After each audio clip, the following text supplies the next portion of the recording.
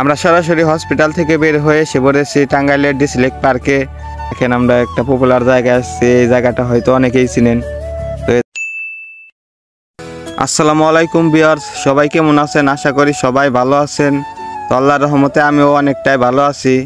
আজকে যাব আমরা টাঙ্গাইল হসপিটালে। আমার টিম মেম্বার নাকি একটু অসুস্থ, তো ওর জন্য অপেক্ষা করতেছি।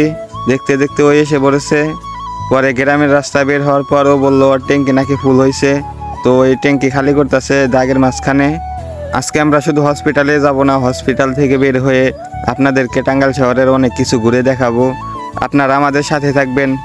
আমরা এখন ভ্যানে করে যাইতেছি আমাদের পাশে গ্রামেই একটা বাজারে, পটল বাজার। আমরা এখন হসপিটালের সামনে। ভাবতেছি ডাক্তারকে গিয়ে আমার হাতটা দেখাবো, কারণ ছোট ছোট ভাইরা প্রেম করে, কিন্তু এখন পর্যন্ত আমি প্রেম করতে পারলাম না। আমরা সরাসরি হসপিটাল থেকে বের হয়ে এসে পড়েছি টাঙ্গাইলের ডিসি লেক পার্কে। তো পার্কে এসে আমি আর বন্ধু ঘোরাঘুরি করতেছি। তো ওরে নিয়ে ঘোরাঘুরি করতে করতে দেখলাম কিছু কাপড়। তো আমি তখনই চোখে চশমা লাগিয়ে নিলাম, কারণ চশমা লাগালে হয়তো একটু পাপ কম হতে পারে। আর ওদের দিকে তাকাইলে তো আমার কেমন জানি শরম করে। তো আমার পাশে যে দুইজন দেখতেছেন, এরা কিন্তু আসলেও আমার গার্লফ্রেন্ড না, আপনারা ভাবতে পারেন। এরা ভিডিও করার সময় সামনে ঢুকে পড়েছে ভিডিওর মাঝখানে, তো তাই তাদের নিয়ে ভিডিও হয়ে গেছে। তো আমি ইচ্ছা করে ভিডিওটা করি নাই, আমি কোনো মেয়ে নিয়ে ভিডিও করি না আর কি। আমি ভিডিওর মাঝখানে কোনো মেয়ে ঢুকাই না, তো আমার ভিডিওর মাঝখানে তারা ঢুকে পড়েছে, আমার করার কিছু নাই। আমার আর এক বন্ধু মেসেজ দিয়ে বললো সে মনতলা আসবে, তাই আমাকে যাইতে বললো। তো আমি সরাসরি মনতলা এসে পড়ছি। তো দেখতে দেখতে আমার লুতুবুতু 2-3টা বন্ধু এসে পড়ছে। তো ওরা দুইজন আসছে, তো আমরা দুইজন আসলাম, 4জন হয়ে গেছি। মনতলার ভিউটা আসলে অনেক সুন্দর। মনতলায় সবাই তাদের গার্লফ্রেন্ডকে নিয়ে ঘুরতে আসে, আর আমরা লুতুবুতু যেটি বন্ধু আছি সবাই ঘুরতে আসছি। তো তাদের গার্লফ্রেন্ড নিয়ে ঘোরাঘুরি দেখে আমাদের আর ভালো লাগলো না, তাই আর কি মনতলা বেশি সময় থাকলাম না।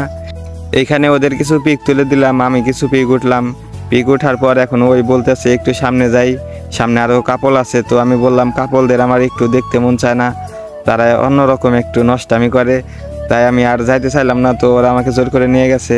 তো দেখেন আমরা একটা পপুলার জায়গায় আসছি, এই জায়গাটা হয়তো অনেকেই চিনেন। তো এই জায়গা দিয়ে একটু আমরা ভাত টাপ নিলাম।